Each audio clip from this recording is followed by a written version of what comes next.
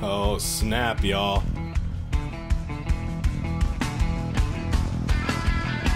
Here we go again.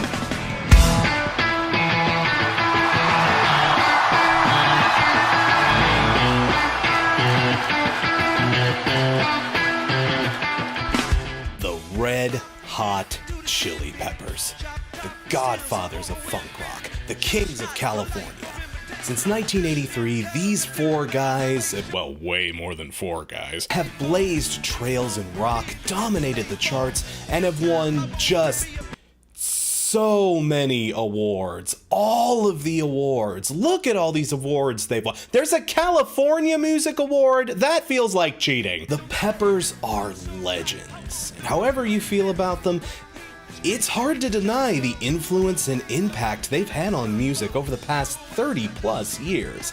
And with a brand new album on the horizon, these guys have shown no signs of slowing down. But again, like any band that's been around for nearly 40 years, when you look at their back catalog,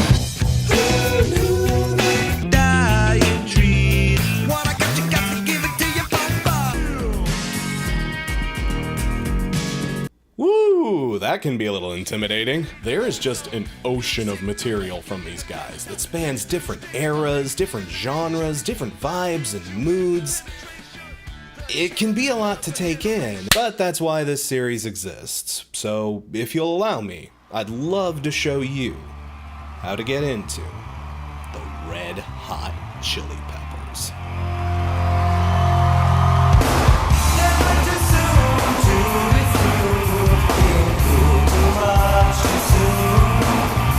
So one topic we're just gonna have to discuss more than a few times is the subject of lineups. The Peppers are a band that have gone through many different incarnations, and each lineup has its own distinct sound and style.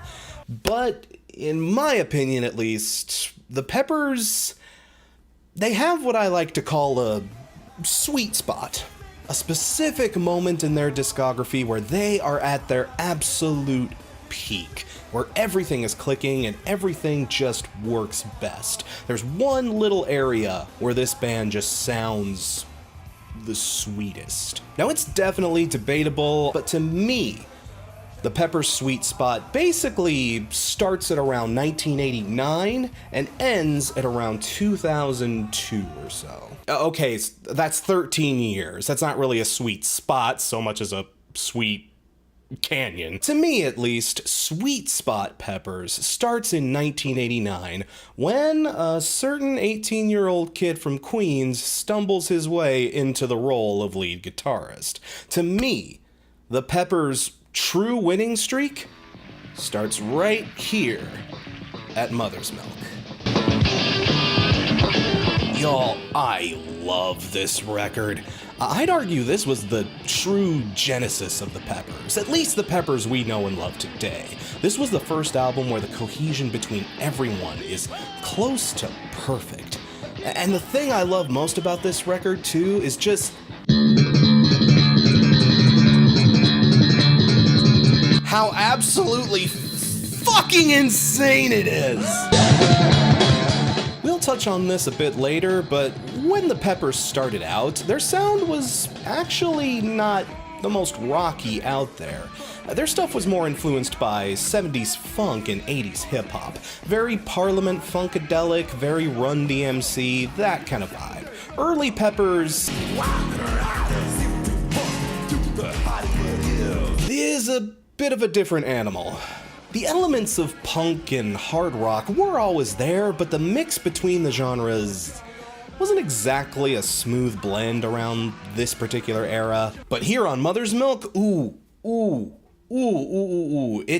it starts clicking. They start getting how to blend everything together well. It starts really sounding like the Peppers. Flea's bass finally feels like it's being pushed to the right level of loudness and bombastness. Anthony finally begins to exude some real confidence in his singing voice. And most importantly on this record, John freaking Frusciante.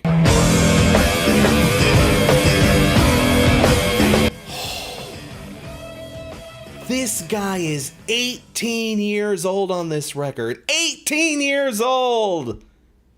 How good were you at guitar? I know I was shit. He absolutely steps up to the plate. His riffing is intense, speedy, and chaotic, but also very harmonious and pleasant in all the right places. This record is arguably their hardest and heaviest record. It's definitely the most psychotic feeling. I mean, the Peppers do have their heavy moments, but they were never the outright heaviest band in the world, nor did they really aspire to be. But this record, oh my god, people, just cruncher after cruncher after cruncher. From the opening Slamfest Good Time Boys to the drug trip of Nobody Weird Like Me. Fuck are these bass lines? To the affirming and uplifting Knock Me Down, to the furious Stone Cold Bush, hell, even their cover of Jimi Hendrix's Fire, which... Okay, let me slip it up inside your sounds like it's being played at 4 times speed. God damn. The Hendrix version, Fire, is, used as a metaphor for sex. This song makes it sound like they literally are trying to have sex with fire. Hell, even their cover of Stevie Wonder's Higher Ground is absolutely brilliant. I'd argue it's debatably better than the original. Flea replaces the signature keyboard riff with his trademark slappy as fuck bass line, and yeah, y'all, this kicks ass. And are those stuffed animal pants? I want those stuffed animal pants. Give me your pants, Flea. That's one of the other things I adore about this record. It feels like the bridge between the more modern Peppers we all know and love today and the classic, goofy, doofus party animal Peppers of the past. It's got the silly, carefree, dumb fun of their previous work, but it also shows some real sonic growth and development and maturity. Even the interlude, Pretty Little Ditty, written as a joke because Anthony, quote, didn't like doing pretty songs.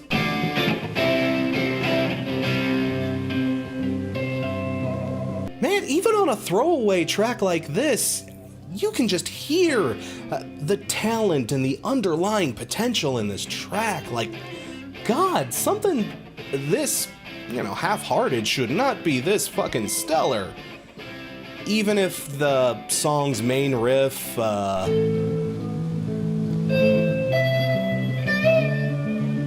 come, my lady, come, my lady, you're my butterfly, sugar. God damn it, Crazy Town. This record is just an absolute wild animal.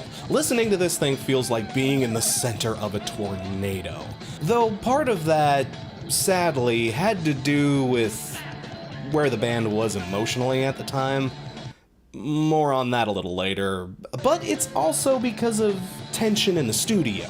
This is a great example of a record that sounds great, but it was an absolute mess to get made. There was a lot of clashing with producer Michael Beinhorn, who'd worked with them previously on Uplift Mofo Party Plan. His original goal on this record was to make a more metallic Peppers sound. And I guess he did kinda get his wish with all the energy and aggression on this one, but it led to him and the band clashing a lot in the studio, particularly him and John. He tried to get John to add a bunch of distortion effects to his guitar sound, and he also pressured Anthony into writing more radio-friendly, mainstreamy, dumb it down for the masses kind of melodies. And I mean,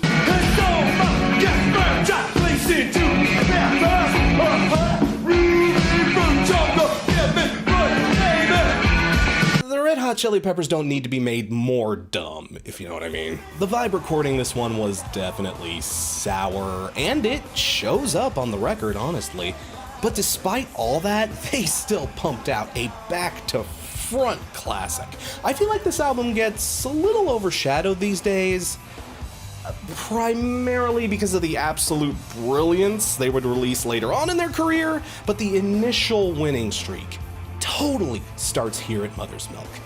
And while the chaos of the recording process definitely sounds like it sucked, it was the impetus for the band to start seeking out a new producer they could work with more effectively.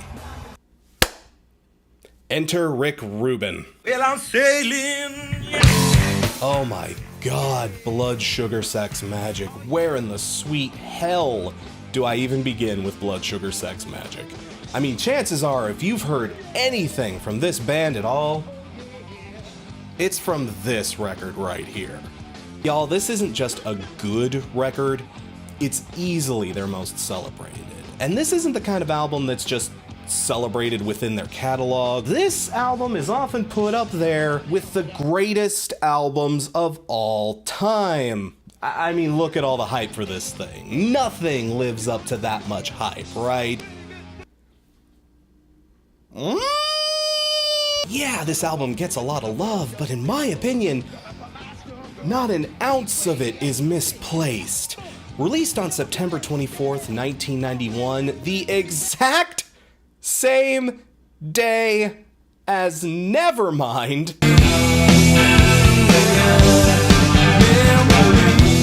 Imagine having to put up a fight against fucking Nevermind and still holding your own, like, golf clap. Goddamn, that's just how much of a boss this record is. And it's insane how well this thing holds up too. So many of these songs have not just become classic rock staples, but staples in American music as a whole. Give It Away, Suck My Kiss, Under the Bridge, Breaking the Girl, If You Have to Ask, and those are just the songs people know about. Even the deep cuts like The Power of Equality, The Righteous and the Wicked, I Could Have Lied, Apache Rose Peacock, all of them just stomping, powerful, colorful, introspective. Like, I know I'm gushing, but like, this album has fucking everything on it. It tries everything and it kills at everything it tries to do.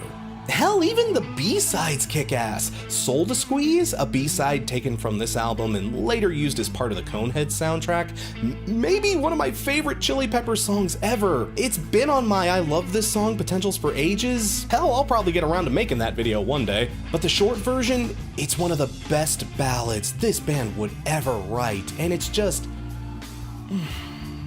a goddamn dream. This song alone makes the Conehead soundtrack worth picking up. And like, y'all, here's some examples of what else is on the Conehead soundtrack. You don't have to hold your coat alone. What in the actual... There aren't many albums I'd call perfect, but when it comes to Blood Sugar Sex Magic, it gets about as close as you can possibly get, in my opinion. I feel like I could make I Love This songs on like 3/4 of the damn track list, and this is a long album too. I kinda hope you don't need me to tell you to check this album out, but in case you did, yes, absolutely, go for it. If there was gonna be one Red Hot Chili Peppers record that should be your first, it would probably be this one. It's just so good. So good. I need to try to stop kissing this album's ass. I mean, it's not absolutely perfect. There are some things about it I don't necessarily care for. The production style, while pitch perfect for its time, does feel a teensy bit dated today. And if there's one thing that'll turn you off of this album, and I guess the Peppers as a whole, it's their Deep inside, the garden of Eden. Standing there with my heart on bleeding and the devil in my dick. Have some demons in my semen. unique approach to lyrics. I mean, you know, the lyrics have always been kind of a sticking point for some folks. And on this record, That cop she was all dressed in blue. What you busy? Boy, I'm telling you, she stuck my butt with the big black stick. yeah, it definitely has its moments. Anthony, when we say fuck the police, we don't mean literally, dude. I don't care how good the sex was, that's police brutality. But for every one moment that doesn't hit, there are 5 or 6 brilliant moments that make up for it. And honestly, I'd say even the goofier moments are more than balanced out by songs like I Could Have Lied, Under the Bridge, and My Lonely Man. Again, this is just a record that tries everything and gets everything right. Those are a rare fucking breed, y'all. I won't lie, my love for this one is at least partially sentimental. This was the third album I ever purchased, all the way back when I was 6 years old. And like Pearl Jam's 10 before it, this is another one of those albums that got me into music. Like, this is one of the reasons I'm here, y'all. Y'all got my goofy ass to deal with because of brilliant stuff like this. 1991 was a complete upheaval of the American music scene, and this record was an important catalyst in that transformation. Praised by fans and critics alike, this record was, and in many cases still is, heralded as the best thing the Peppers would ever make. Like, nothing was gonna possibly top this. Enter Californication. Oh, y'all, Californication. Okay, remember nearly everything I said about Blood Sugar Sex Magic? If I really wanted to, I could say almost everything that I said about that about Californication too. It's another record that's massively celebrated by both fans and critics alike. It's an album that deserves the reputation it gets because it's absolute bliss from beginning to end. It's a record where I could make entire videos on most of its track list, they're so good. While both of these albums are huge milestones in their career, I feel like they stand out for almost polar opposite reasons. The difference is in tone. While Blood Sugar Sex Magic is a brilliant record, it is, at the end of the day, a fairly prototypical Peppers record. It was just the Peppers formula that they'd been working on since the 80s, fine-tuned and sharpened to a perfect final form. It's the record where the Peppers formula just kind of works the best. But this album here, this proved to us that the Peppers, they don't even need a formula to be fantastic, y'all. And one of the most notable things about Californication is the return of John Frusciante. Again, since I'm telling this story out of order, apologies if it's a little hard to keep up, but try to follow along here. John had actually left the group during the Blood Sugar Sex Magic tour, and when he exited the group, he decided to spend time away from music and spend a lot more time with heroin. Oh dear. And in his absence, the band were experimenting with a different guitarist, with a different style and approach. We'll get to it. By 1998, though, things had fallen apart with John's replacement, and John was able to get some much needed treatment, and after some talks with the band, John was welcomed back into the fold and started writing music with the guys again. And y'all, separate the sun.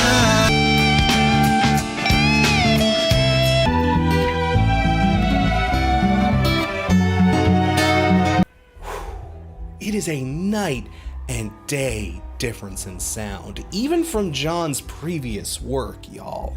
Their last record had them experimenting with a lot of heavy metal and acid rock, but John actually convinced the guys to start writing from a more mellow, prog rock standpoint. And man, the music just takes on so much more texture and feeling and just like raw ass beauty. Like, this is a beautiful, beautiful record. That core riff in Scar Tissue with its beautifully sparse melodies and soloing, the trickling and subdued verses in the title track, the soberly gorgeous acoustic pickings on Road Trippin'. It's an album that's so much more peaceful and spiritually light feeling. Not that this album doesn't have its heavier moments. fuck, any album that opens with something as heavy as Around the World gets a 10 out of 10 in my book. But even its crunchier moments are often punctuated by some genuinely striking instrumentation. Those glowing choruses on Around the World, those glittery chimes on Savior, the carefree solo on I Like Dirt. Again, it's another album like Blood Sugar Sex Magik that tries everything, but succeeds at everything it tries. Even lyrically, this album is... Finger pain is not a sin. Put my middle finger in. Well, again, it is still a Peppers record. One flipper is what I win. I'm in. Why would you want to win that? But a lot of the themes they tackle here feel much more mature. Even on Blood Sugar Sex Magik, the whole funky monk, crazy caveman mentality was still there, but here, the mood in general, you can just tell these guys have been through the ringer more than a few times. They've had a lot of hard years and have had to learn some very hard lessons. Tonally, this album feels battle-scarred, worldly wise, and genuinely weathered. More weathered than Creed ever was, at least. This sounds almost like an entirely different band here. They sound like they've matured 10 years in only 4. It's another album I'd argue is just so close to perfect from back to front. Another wow kind of record. There isn't a single minute of wasted time, wasted space, or wasted energy. Maybe a few wasted lyrics. Whatever, that comes with the territory with this band. Y'all just kind of gotta swallow that pill if you're gonna enjoy this group. I'm sorry. But overall, I feel like this was the album that once and for all proved that the Peppers were more than just goofballs. They were a band that could grow, shift, and transform, and still remain consistently brilliant throughout every transformation they could make. This was the album that showed the world that the Red Hot Chili Peppers were here to stay. And in my opinion, you must try to hear this one if you have even a fleeting interest in this band. And while that may be controversial in and of itself, even more controversially, I would say almost the exact same thing about their follow-up to that record, By the Way. Oh, By the Way. This record is kind of a weird note in their general discography. It was their first record of the 2000s, it immediately came after Californication, and it still carries over a lot of those thoughtful vibes that album had. And you know, it's not like it wasn't celebrated. It did score a decent amount of success, and people do look back fondly on this one 20 years later, but like not to the same degree as a lot of the other Peppers albums, honestly.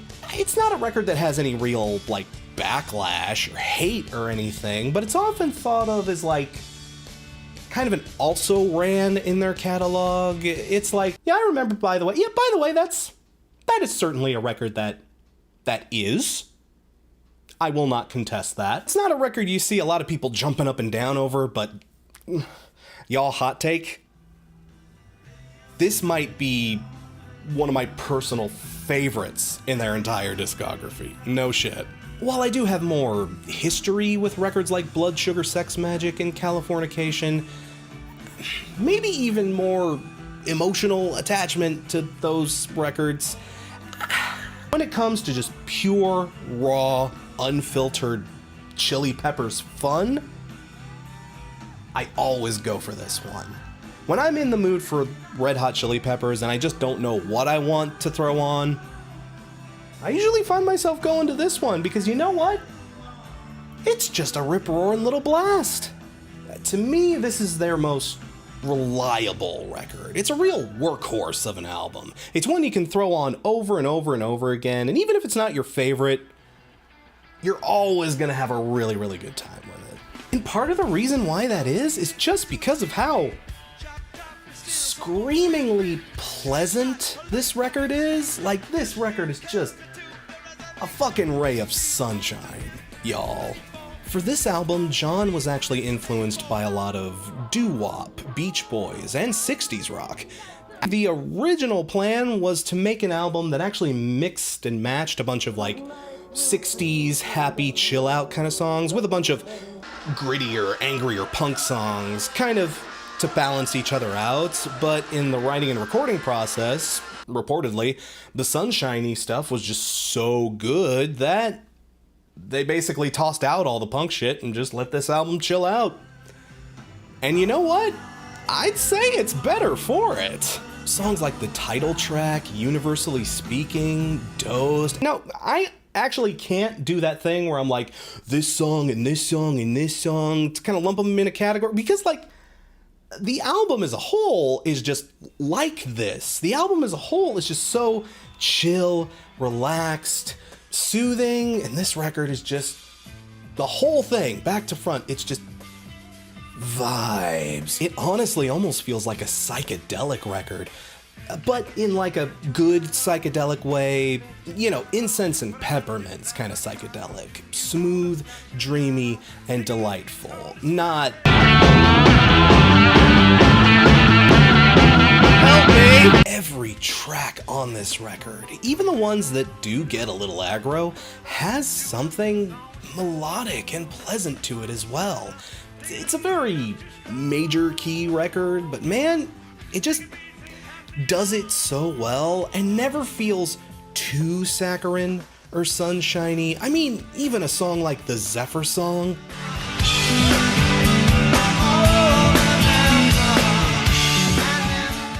How do you listen to this and not get a big, dumb, goofy smile on your face? I mean, y'all, remember on Mother's Milk where Anthony would grumble about having to do pretty songs?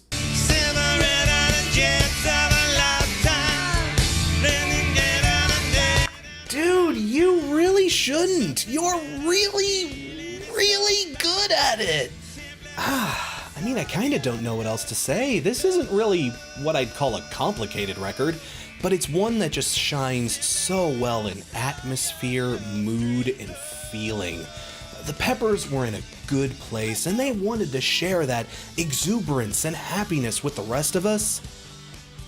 And I'd say they did a fantastic job at it. This is probably the happiest feeling record that they would ever put out. This is basically the Uplift Mofo party plan of the Frusciante era. More on that very soon, don't worry. It's just one of those records that can instantly turn your frown upside down. If you want something that's light, fun, and whimsical, and sounds really, really good when you're high. I don't know, maybe that's the biggest reason why I love it. I don't know, maybe. Judge me, Carol. But this is another one I would strongly, strongly recommend you check out. Another back-to-front, must-hear experience. For you. Thanks for showing up to the show. Sorry I was a sick boy today. Next time.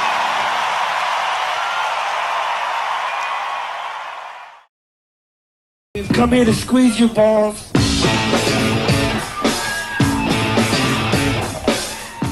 Okay, now, I want to make one thing crystal clear here, okay? Just because an album falls outside of what I defined as the Peppers' sweet spot, that doesn't mean it's bad, okay? Not at all. I'd say this band doesn't have that many bad albums at all. And a personal favorite of mine outside of the sweet spot era is 1987's Uplift Mofo Party Plan. Again, super early Peppers. Whew, boy, it is something else. I feel like a lot of people have forgotten about the doofy, idiot, unga-bunga ass Chili Peppers. But you know, I kind of understand why this era of the band gets overshadowed so much. When you rise to heights like this, it's kind of hard to look back at the other stuff with kind eyes. To an extent, I kind of get it. Early Peppers is going to be a hard sell for a lot of folks, but I'd argue the band really started to get genuinely good around this record right here. To me, this feels like the first record the band made where they are just doing their damnedest to give you the best record they can possibly record. And the main reason behind that is the vibe on this one, like by the way, is just so happy. I love the mood of this record. It's one of kinship, brotherhood, and renewed vigor. The original Peppers lineup of Anthony Kiedis, Flea, Jack Irons, and Hillel Slovak was finally all back together again. Well, okay, hang on a minute. Story time. See, the thing you gotta know about the Chili Peppers was that initially, this band, with all their success and accolades and growth and sonic development, initially, it all started as a big dumb joke. Flea, Jeremy Irons, and Hillel Slovak had a goofy jam session one night. They wrote one super quick song and had their friend Tony do an improvised rap over it, for shits and giggles mostly. But they liked it so much that they decided to talk a buddy of theirs into letting them open for one of his small club gigs one night. And I do mean small gigs. They literally played just this one song for about 30 people and then just dipped. But even after that gig, the club's manager was so impressed that he invited them back to play again, and as they say, the rest is history. I mean, looking at the earliest days of this band, you can tell they were not supposed to be taken seriously at all. Their original name was Tony, Flo, and the Miraculous Majestic Masters of... No. This was really meant as more of a side project. Slovak and Irons were originally in a band called What Is This, and that was actually their main focus at the time of the Peppers' founding.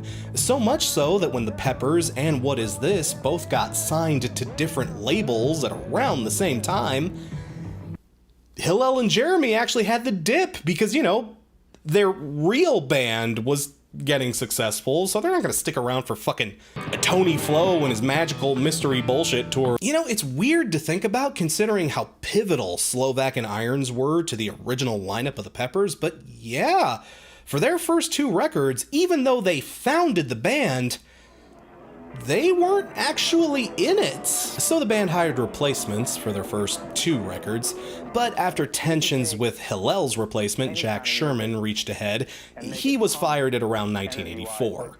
At around that same time, What Is This was also starting to lose steam, so Slovak would be able to rejoin in time for 1985's Freaky Styley.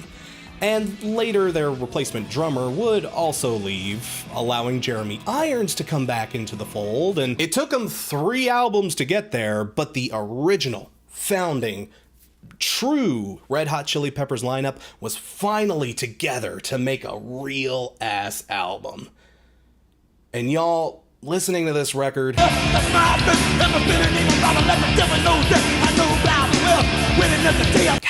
you can tell just how fucking psyched they are to be playing together again. Like, you feel it on this one. They are so happy to be there. The record just has this wonderful sense of jubilation to it. On songs like Me and My Friends, Fight Like a Brave, Backwoods, and Love Trilogy, you can literally hear how much fun they're having playing together. This might be the most raw fun on a Peppers album. This record may be pure bliss, but this one is just like pure fun. When people remember the goofy Peppers, chances are really good they're likely thinking of something off of Mofo. It feels like this is the first true Peppers album we'd ever get, and you can just see the amount of potential just dripping off of them. I feel like this was the first record where they stopped treating their success like some dumb joke that got out of hand and actually started to act like serious musicians and really devote some time to developing their craft. And it absolutely rules. It's such a fun and jovial time. Again, if you want another record that's just gonna put a huge ass smile on your face, this is the one to check out.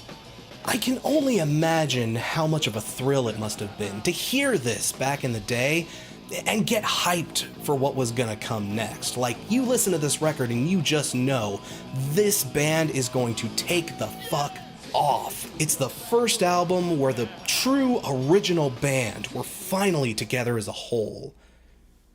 But sadly, it's also the only one. At around this point, the band's drug use would really start getting out of hand, and things started to fall apart dramatically while trying to tour the record. Kiedis and Hillel tried to kick their heroin addictions on tour, but Hillel had a much harder time getting clean. There were breakdowns, relapses, and even one show where they had to play without a guitarist. They were able to finish the tour, but sadly the pressure of their newfound fame would prove to be too much. Hillel Slovak would die from an overdose on June 25th, 1988. Hillel's untimely death proved to be too traumatizing for Irons to want to continue, so shortly after, he would quit the band as well. And it's so sad to think about, you know? I've heard some people say this is the only real Red Hot Chili Peppers album, and while I definitely don't agree with that, man, you listen to this record and there's a sad kind of irony to it. You hear how tightly these guys play together, how on point and focused and crazily proficient they are as a unit. You just are in awe of how well they function, and you are just eager to hear what else could have come out of this particular incarnation of the guys, but sadly we never got it. You listen to a record like this and you just can't help but imagine what it might have been like had Hillel been able to conquer his demons, if the band had been able to take some time off and help him get properly clean. Imagine this amazing lineup with so much energy, life, and love for each other in music going into Rick Rubin's studio in 1989. Like, even though Mother's Milk is a fantastic record, I just cannot help but think of the alternate universe where this version of the band was allowed to bloom. And it makes me sad that they never got the chance to do so, you know? If you don't know anything about that background, this album is just a fun, fantastic little romp, but it does have a bit of a sad coda to it, despite its jubilation. But it is a fantastic peek into what this band almost was. And even with its sad background, I would still say it's more than worth your time. A lot of people like to write off early Peppers, and we do have some valid criticisms going forward, but this is not a record I would look over, y'all. Give it a chance. If only for Hillel's memory, you know?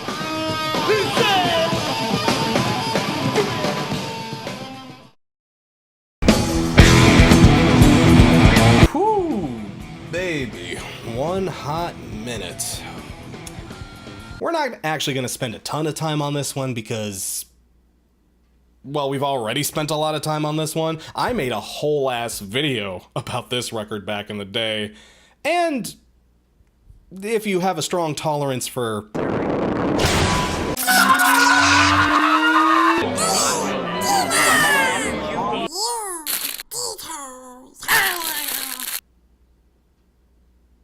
Channel Awesome level cringe, it's still watchable, I guess.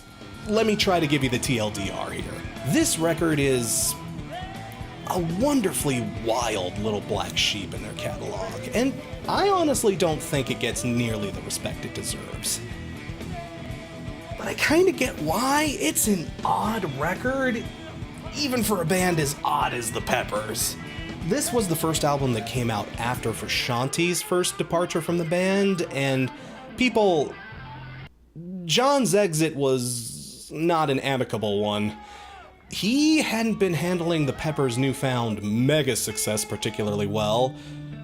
That story sounds sadly familiar now that I think about it. After a meltdown in Tokyo, John abruptly left the group and the band were, yet again, down a guitarist. Enter Dave Navarro. Yeah, Dave Navarro, the Ink Master guy. Yeah, even back then, Dave kind of felt like an odd choice for the group. I think that's maybe why some folks have such an uncomfortable vibe with this album. Most of the guitarist Peppers up to that point had backgrounds in stuff like funk or jazz. Dave, originally coming from Jane's Addiction,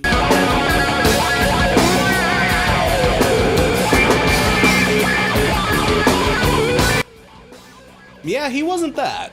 He was a much more hard, heavy shredder kind of guy. A lot of people figured his edgier style of playing wouldn't necessarily be a good fit for the Peppers. A lot of people would be wrong, because in my opinion, this album still rips. This is also arguably the heaviest the Red Hot Chili Peppers have ever been. In some ways, this album is even heavier than Mother's Milk. This thing just melts your goddamn face off. If you're the kind of person who just needs a record to be heavy, this is one worth checking out.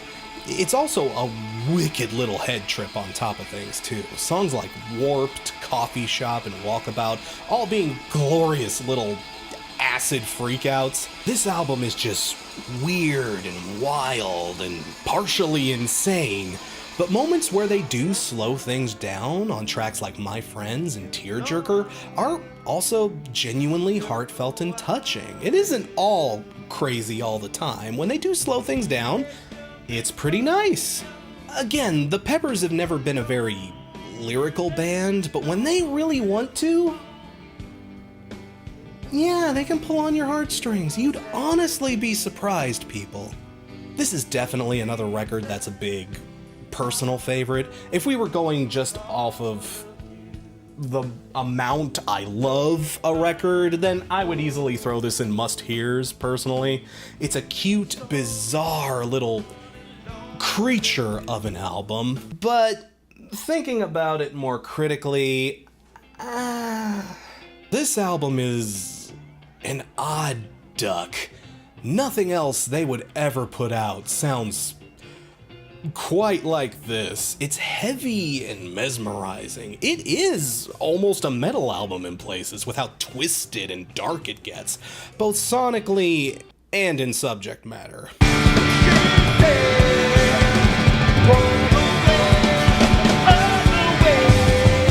Did I mention this was the album where most of the band relapsed on hard drugs? Because this was the album where most of the band relapsed on hard drugs. I won't lie, this one gets kind of dark in places.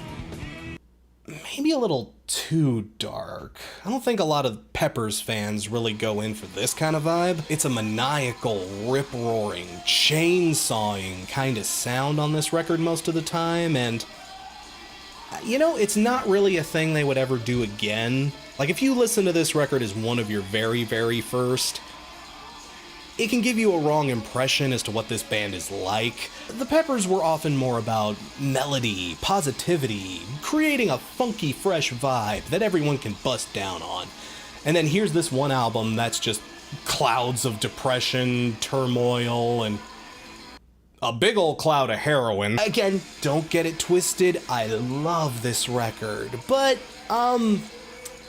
I'd say give the other ones a spin first, eh? This album can be a little much if you're a brand spanking noob. It might just leave a scar on you if you're not careful, but it is still one I definitely love, and definitely say you should check out further on down the line. The Dave Navarro era is a very controversial one, but an even more controversial era of this band, I'd say at least, would be the Klinghoffer era. Oh, Josh Klinghoffer, we hardly knew ye. Well, you were in the band for a literal decade, but it still feels like we hardly got to know the guy, doesn't it? Across a 10-year span, we only really got 2 records, and they are records you can certainly have an opinion about. But if I'm being 100% honest with you, I loved his debut record, I'm With You. At this stage of the Peppers, Frusciante was yet again out of the fold, though this time on much more amicable terms, thankfully. And I remember when they announced Klinghoffer as his replacement, the general mood was cautious optimism. Very cautious, in fact. Another new guitarist? Another one? Holy cow, this man goes through guitarists the way a glass table at a strip club goes through Windex. That, plus the fact that at this point, the band was coming close to 30 years of existence, and Stadium Arcadium, the previous record, did have some moments on it that felt dozy in places. We're not quite there yet. Some folks were starting to feel like the band was beginning to slow down with age. Maybe we would just need to get ready to settle for a softer, mellower, more lethargic feeling Peppers. Again, thank God most of them were wrong about that. This album isn't a one hot minute or anything, but I'm surprised at how forceful and intense it can get. Songs like Monarchy of Roses, Look Around, The Ballad of Rain Dance Maggie, and Factory of Faith just kick absolute ass, y'all. And Flea's bass work in particular is just perfect on this record. It's the best it's probably ever sounded. Hell, his color and presence on this record hasn't been this good since Freaky Styley, in my opinion.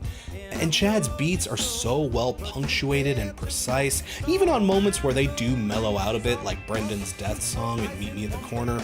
Everything with him is sharp and on point and absolutely precise to a T. Chad does a great job on this record. And so does Anthony. His vocals are super crisp and clean. He has really developed as a singer by this point. He is just fully on his game. Pretty much everyone on this record gives 110%, and it really, really does show.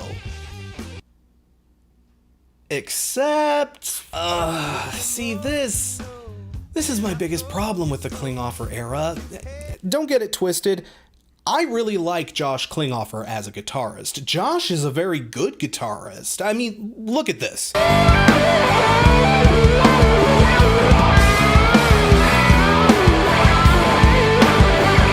Josh is a damn good guitarist. Let's put that debate to bed right away. He's good enough to be in this band. But, well, how can I illustrate this? Okay, check out this random Frusciante solo.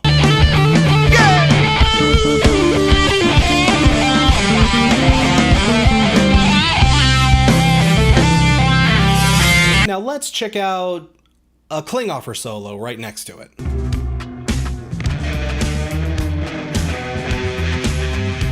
Frusciante.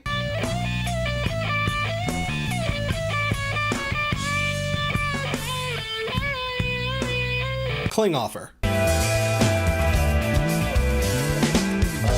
Do you see what I'm getting at here? What the hell is going on?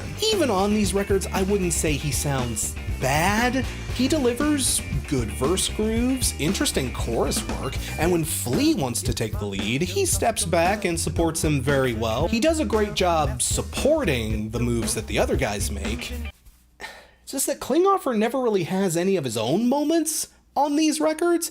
You know, where are his big flashy moments where he can flex and show off, you know? Where's his Danny California or Suck My Kiss moment, you know? Where is this?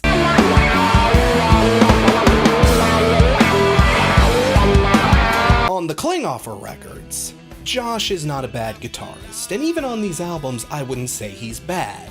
He's just fine. He's okay. He's perfectly serviceable, and not much else. I don't know exactly what it is, but Josh just feels like such a non-presence on a lot of the records he's on. Maybe the rest of the band just kind of wanted to ease him into things by taking on more of the weight. Maybe the chemistry just wasn't there between them. Maybe the production team talked him into stepping back. I don't know. I don't know if we'll ever know, but for whatever reason, this album, and the Klinghoffer albums as a whole, I'd say, you know, even I don't want to come down so hard on it. It's still a great record, but it doesn't have the same kind of kick and explosive quality to it. And I feel like a big part of that is because Josh is taking such a backseat role on these records. And another very noticeable flaw on this one would definitely be the production. See, this was a 2011 record, and this was made later in Rick Rubin's career when his whole crusade for loudness was in its full swing. Even though it's good, it's not nearly as good as it should be, but even despite that, I always find myself pleasantly surprised every time I do sit with it. It's one of those records I don't go back to often, but every time I do give it another shot, I never regret spending the time with it.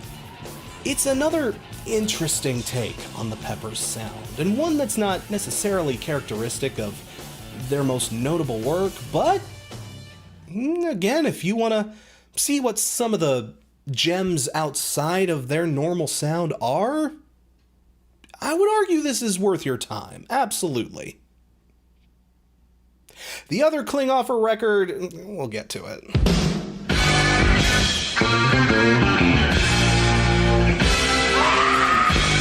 (1985's) Freaky Styley. Again, even though we're in the deeper digging section of this video, this is not what I'd call a bad record. See, there are two important things you gotta remember when it comes to the Peppers catalog. The further back you go, the more rough around the edges things tend to get. And two, 9 times out of 10 when this band puts out a bad, or even just a below average sounding record, it's usually because they were just working with the wrong producer. And the producer for this record? The first thing that let me know that I wasn't crazy was when I first saw you on television. I'm not kidding. They got the godfather of funk himself, George Clinton, in to help make this record. That combination probably sounds weird as hell if all you're familiar with is this band's later work, but you also have to remember, these guys started out as more of a funk and hip-hop infused thing. Rock was just one of the many things they did. On paper, at least, Clinton actually makes a lot of sense. He sure as hell beat their original choice, which was... Okay, welcome to the Anarchist Cookbook. How do we dress a generation who's bored? Yeah, no joke. The band were originally in talks to have noted Sex Pistols manager Malcolm McLaren to produce, but when he suggested that the band play more simplified 1950s style rock and roll, yeah, the band promptly said fuck that. God, imagine what that version of the Peppers would have sounded like. It's such an odd little animal. And the thing is, I'd argue the biggest thing it has going against it actually is Clinton's production here. This record is easily the closest to raw funk the Peppers would ever get, so if that's your jam, this might be up your alley. But like, that's kind of the problem with this record. It just sounds like a generic funk record. It's not really a Red Hot Chili Peppers album per se. Dare I say it, it almost sounds like a George Clinton solo record by way of the Red Hot Chili Peppers. You know what I mean? There's just not a lot of actual peppers on this Red Hot Chili Peppers record. And truth be told, Clinton just does not know how to highlight these guys' strengths. Except for Flea. I mean, he brings out the best in Flea. His bass sounds fucking magnificent on this record. But you know, a funk legend is gonna know how to make the low end work. Everything else on this album, though, yeah, Kiedis's vocals are pushed so far in the back you can barely hear him at all. And poor Hillel Slovak. God, again, it's such a tragedy we never got to hear a Slovak record with good production. Oh. Just imagine Slovak on a record that actually sounds good. I'll quit harping on it. Clinton just wasn't a good fit for these guys. At least it sounded like they had fun making this record, that much I'll give them. Maybe a little too much fun? stories about how the band and George partied while making this record are pretty notorious. The entire album was basically made on an entire mountain of cocaine. Fun fact, the guy who's saying, "Look at that turtle go." Look at that turtle go, bro. Yeah, that guy is apparently George Clinton's drug dealer. George owed him a big debt at the time. Hey, mountains of cocaine don't pay for themselves. And George couldn't afford to pay him. So as collateral, he literally let him have a cameo on the album. I think that should tell you all you need to know about the atmosphere behind this record. You know, it's not a bad album necessarily, but it is kind of a scatterbrained mess. But even with its sloppiness, the original spark that made the Peppers great, though, yeah, this album is basically just George Clinton using the Peppers as a proxy to make more funk and do all the cocaine. But even through the haze of bass lines and booger sugar, you still get a feel for just how capable the band would become in later years. I mean, the talent and raw skill is there. It's just not terribly developed yet. And if I'm being painfully honest, there are parts of this record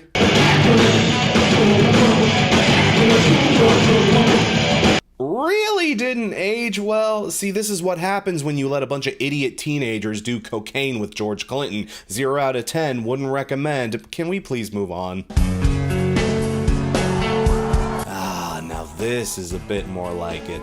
Stadium Arcadium, the last Red Hot Chili Peppers album to feature John Frusciante. For a while, anyway. An absolute juggernaut of a double album from one of the band's best lineups during one of their most successful periods. Honestly, a record that deserves a lot of high praise. So why the hell am I putting this on Deeper Digging? Well, this is why I stress and overstress that How to Get Into's are about accessibility, not necessarily personal love. If an album is lower on this list, it doesn't mean I hate it. In fact, I really love Stadium Arcadium. Honestly, this record has some of the best cuts the Peppers would ever put out. Danny California is a wonderfully peppy, high-energy little number. Other slam jams like Snow, Tell Me Baby, Ready Made, and Torture Me are raucous and savage, and have some of Frusciante's most colorful and most proficient guitar work yet. And even slower numbers like Desecration Smile, Hard to Concentrate, Slow Cheetah, and the fantastic title track are all super chill little escapades that help create a balanced and flavorful mood. Frusciante was actually inspired a great deal by prog music on this outing. He even went as far as to layer a lot of the guitar melodies, and it results in this very rich overall sound. Also, the vibe that I enjoyed so much on By the Way carries over a bit to this record as well. Everyone is just happy and carefree and working absolutely terrific with each other. The interband chemistry was just running at an absolute peak, and again, you can totally hear it on this record. Makes me want to be charitable to it, you know? It's not a bad record at all. It's fantastic. Except for one thing. You know what I'm about to say, too, if you know this record. How to Get Into is about accessibility and people. This record is too damn long. I'm sorry, it is, and you know it is. Booing me only makes me more right. One of the biggest general criticisms you can make about the Peppers' discography is that many of the albums are already kinda on the lengthy side, often coming close to or eclipsing a whole hour. Stadium Arcadium, 2 hours and 2 minutes. Jesus, that is a lot of time to devote to California and pussy. And the scary thing is, the album was almost even longer than that. The final record is 28 songs, but the band originally recorded 38. This was originally gonna be a triple album. I don't care how much you love Californian Pussy, that is way too many goddamn songs about Californian Pussy. To be fair though, the original plan was to release these songs as 3 separate albums, gradually, over the span of about 2 years or so. It would have been more like a Stadium Arcadium suite of records. Upon reflection, it was probably a good idea they didn't try that.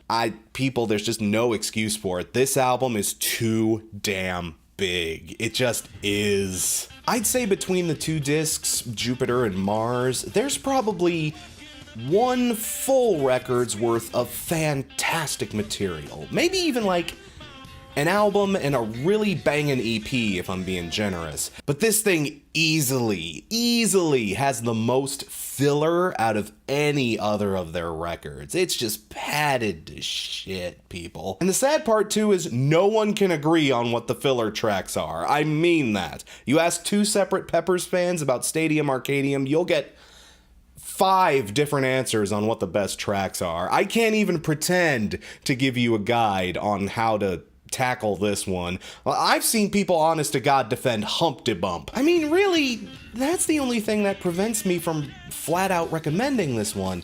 It's crushing length. Hell, even though I like this album, I almost never sit through the whole thing back to front if I put it on. Just because, like, people, I love cookies too, but if I eat an entire bag of Chips Ahoy, I get sick by the end of it, you know? I'd still definitely recommend you give it a try, if only so you can find out what your favorite tracks are. But y'all, take this one in like chunks or something. One sitting with this record. I'm a Red Hot Chili Peppers super fan, and even I think it's too much for me, you know what I mean? It's just... a lot is a lot, and this record has a lot.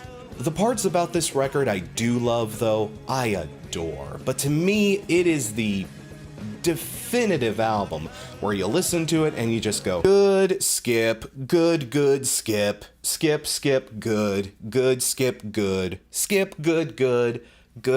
good, skip, good, you know?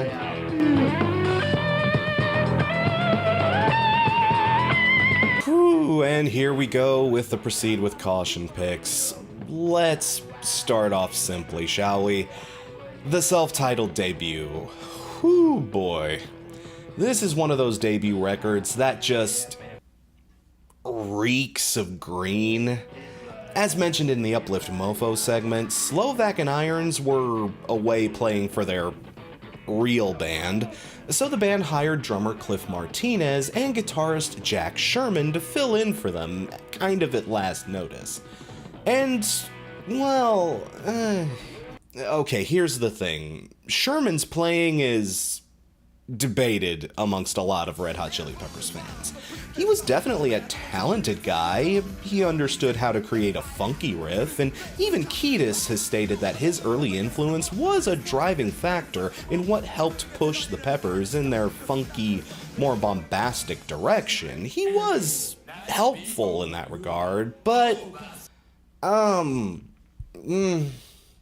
in practice, he's just a little sloppy on this record is all. In fact, the whole band sounds really sloppy. I mean, that's basically this record in an entire nutshell. It's just sloppy in composition and production. The band definitely feels like they have no idea what they're trying to do on this record. But, I mean, given that this band originally started as a big dumb joke, you know, I get why that is. It makes sense why this album turned out so slipshod. If early Peppers are rough around the edges, this is easily the roughest. And that's another thing about this record too. Anthony is basically not singing at all yet. Not at this point.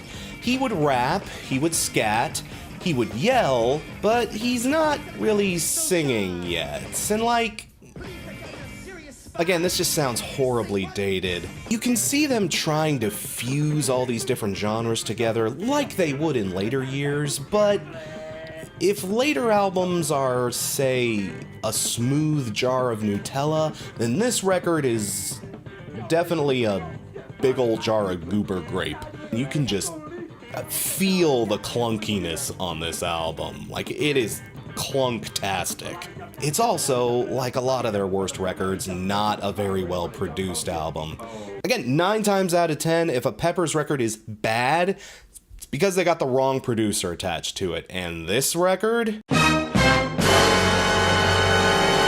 Oh my god, Andy Gill is slowly becoming my arch nemesis on this channel, and the motherfucker's been dead for 2 years. On paper, this decision actually made a lot of sense. Gang of Four were one of the original trailblazers when it came to blending punk, funk, and soul in the late 70s and early 80s. I mean, if you've got a band that's trying to do the funk rock thing, yeah, he was one of the innovators of that genre. It seems like he'd be a good fit, but he basically just used the Peppers to make something that tried to sound like Gang of Four.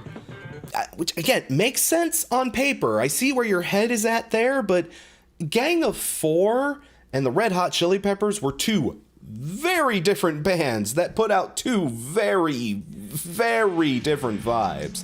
The sparse, striking, and socially conscious bravado of stuff like Entertainment or Solid Gold really doesn't vibe well against, you know? Andy's mix on this one just feels cold and sterile. It drains all the vibrance and energy out of their sound. And this is a band that needs vibrance and energy to survive, at least at this stage, you know? Not to mention, like with Beinhorn for Mother's Milk, there was definitely tension between the 2 parties. Apparently Andy was an absolute chore to work with, often being either apathetic or outright hostile to the rest of the band. The most notorious incident being Anthony finding Andy's notes on the mixing desk. Next to Police Helicopter, a song that they considered one of their best at the time, was a single note. Shit. Where'd they print that? Where'd they print that? That's not real, is it? You can't print that. At that moment, the band basically drew a line in the sand, and it became Andy versus the band. And chaos ensued because of it. And man, you really can't hear it on this record. Andy just sucked all of the life out of this mix, and the album definitely suffers a lot for it. And you know how I know that? Because their original demos sound so much better. The original demo tape that some of these songs come from is better than the actual record. The remastered versions of this album that came out a few years back include a lot of the stuff from those original demo tapes, and yeah, this totally slaps. Where the hell is this on the album? You know what? Fuck it, I'm putting a caveat on this. The OG record, that stays and proceed with caution, but the self-titled demos? Fuck it, I'm putting those in deeper digging. These songs, they had potential. They had the ability to sound much better. I don't despise the album, but it's just a very frustrating listen. But even with all its problems, there is some charm to be found. It's a record I can't really recommend to folks, but I at least understand why it sounds the way it does. This is a classic case of first album syndrome. The guys aren't comfortable in their own skin yet. They're working with people who don't get what they're going for. The self-titled is a rough record, but I at least understand and empathize with why it sounds the way it does. You know, I get why that album is the way it is. The Getaway, on the other hand,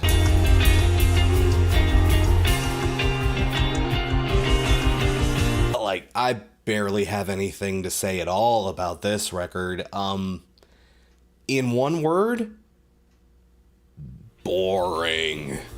This is another one I'm not going to spend a ton of time on because, yeah, I've already reviewed it before. looking back on the old videos where I did mention this record, Whereas the last album had really big, jumping, thrusting centerpieces like Monarchy of Roses, Factory of Faith, and Look Around, this album has...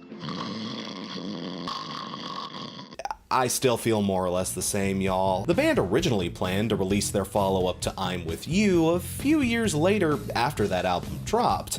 They even wrote 20 to 30 songs to turn into a proper I'm With You follow-up. And then Flea broke his arm in a snowboarding accident and had to spend a really long time in recovery. Also during that time, for whatever reason, the band decided to move away from working with longtime producer and unofficial fifth Pepper by this point, Rick Rubin. Y'all, it's another classic case of the Peppers going in with another producer and coming out with something not so great. Enter Danger Mouse. Too much? I have no beef with Danger Mouse or anything. He's done work that I have enjoyed. He's produced a lot of fantastic records, honestly. But again, he was just not the right guy for the job. Hell, the band all but gave him a record to produce for them. Like I said, they had 20, 30 songs already basically written, and he told them to chuck the whole thing and start from scratch. But, a few highlights. Dark Necessities is a slithery little bop. I do enjoy that one. Encore is definitely a nice, pretty little slow burn. This Ticonderoga is the closest thing this album has to an energetic track. But outside of those, like, 3 songs, this record, it's just so moody, tepid, and horribly lethargic. Danger Mouse, again, just does not know how to bring out the best in these guys. Flea's bass, one of the most important and pivotal parts of the Peppers sound, it's chucked way, way too far in the back to where you can barely hear Flea's bass on a Peppers record. Anthony's vocals are recorded in a way that's very stilted and stiff, and Josh Klinghoffer, ugh. God, again, it just feels like he's not doing anything. But to his credit for this one, it feels more like a case of them not giving him anything to work with. I mean, Danger Mouse definitely contributed to this album being what it is, but I'd say the band are equally culpable here as well. For some reason, they went with a much more smooth jazz and loungy feel. For a Peppers record? No, I ain't into that. I mean, there are a lot of pretty melodies here. There's some nice serene arrangements. For an album that's slow, it at least knows how to tackle slowness and gentleness and subduedness appropriately. Nah, I'm sorry, I just wanted to make sure you were still awake. I know some folks definitely have a soft spot for this one, but in my opinion, again, this is a hard record to even talk about. I barely have anything to say about it. It's just really sleepy and boring and droll. If you are the type of person who likes when the Peppers turn things down a notch, honestly, this has the potential to be your favorite Peppers album, because that's literally all it is. But you know, even under those circumstances, I'd sooner point you to something like By the Way or Stadium Arcadium. If you need something to put on the background when you study, or if you just want to hear some random babbling about California to help put you to sleep at night, this record does the trick, I guess, but I guess Dark Necessities is fine. I'll give you that much, but I ain't budging an inch further. I'm sorry, folks. Even this record does have things I do enjoy about it, or at the very least can respect to a degree. Again, this is a band capable of going to some very strange, unusual, but almost always delightful places. The Peppers are a band that can do goofball idiot shit, warm, thoughtful tunes, introspective and earnest melodies, and almost anything and everything in between, and do it pretty damn well. They're a band that has been beset on all sides by turmoil, tragedy, and strife. And while 99% of other acts would fall by the wayside under all that pressure, under all that chaos, not only have they survived for close to 4 decades, but they've made some of the greatest music of all time while doing it. And with a new record on the way, and a reunion with both Frusciante and Rubin coming over the horizon, I'd say we're in for even more surprises further down the line. And I honestly can't wait. As for my thoughts on Unlimited Love and where it potentially falls on this spectrum, Patreon exclusive.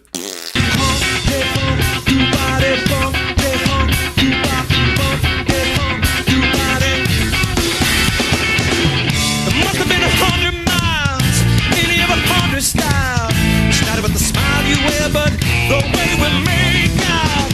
When I was an all alone, but nothing but a 2-beach coma. Has anybody seen this?